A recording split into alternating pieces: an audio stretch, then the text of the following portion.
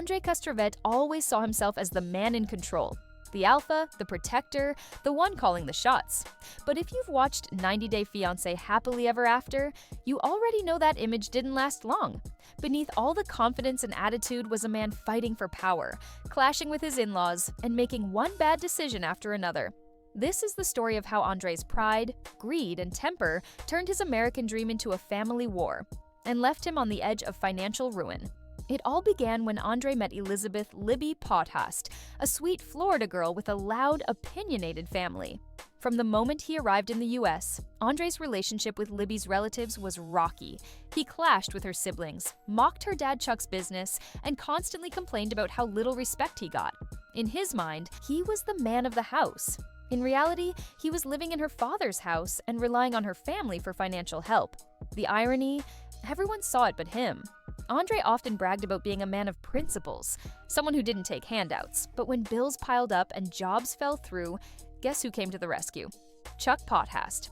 Libby's dad offered him a position in the family's real estate business, hoping it would help his daughter's marriage. Instead, it made everything worse. Andrei's ego exploded the moment he got a taste of success. He started acting like the boss, throwing shade at Libby's siblings and bragging about how he could run things better. To outsiders, it was pure entertainment, family drama on steroids. But for the Pothasts, it was a nightmare. Tensions grew so bad that every family dinner turned into a shouting match. Andrei accused the siblings of jealousy. The siblings accused him of manipulation.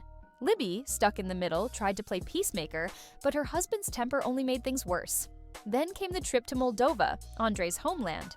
On paper, it was supposed to be a romantic journey, a wedding celebration in his country, surrounded by family and tradition.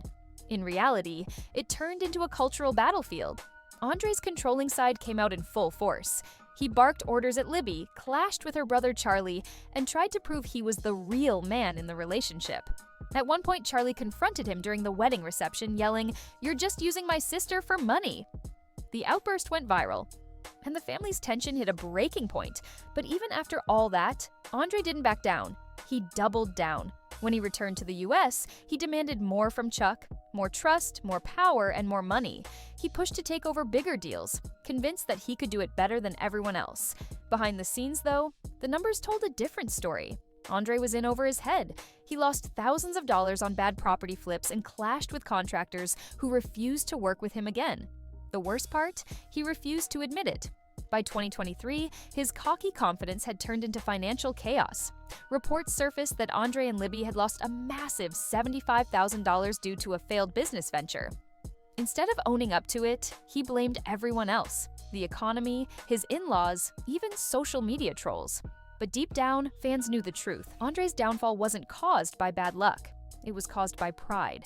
Andrei's biggest problem wasn't money, it was his obsession with control. Whether it was telling Libby to quit singing, dictating family rules, or fighting for dominance at every turn, he couldn't handle not being in charge. That attitude might work in a reality show, but in real life, it destroys marriages and bank accounts. Libby, always the peacemaker, tried to keep things together. She defended him on social media, downplayed the fights, and focused on their growing family. But even her patience started to wear thin as Andrei's temper flared at every small criticism. Fans eventually turned on Andrei. What once looked like confidence soon came off as pure insecurity. Viewers mocked his alpha male attitude, pointing out that he lived off Chuck's money, fought with his in-laws, and blamed everyone else for his mistakes. Ironically, Andrei became exactly what 90 Day Fiancé loves: a proud but dependent man who refuses to admit defeat. Today, he and Libby still post happy family photos, but behind those smiles lies tension, financial strain, and an unhealed family rift. Despite the facade, fans know Andrei's so-called perfect life is still hanging by a thread. In the end, Andrei Castrovet's story isn't just about ego, it's about what happens when pride becomes your biggest enemy. He wanted respect, but he demanded it instead of earning it. He wanted success, but refused to listen to anyone who could help him achieve it. And he wanted to be the hero of his own story, but ended up being the villain in everyone else's. From Moldova to Florida, from family dinners to financial disaster, Andrei's journey is a reminder that being the man isn't about control, it's about humility. And until he learns that, every new season will just be another episode of his own downfall.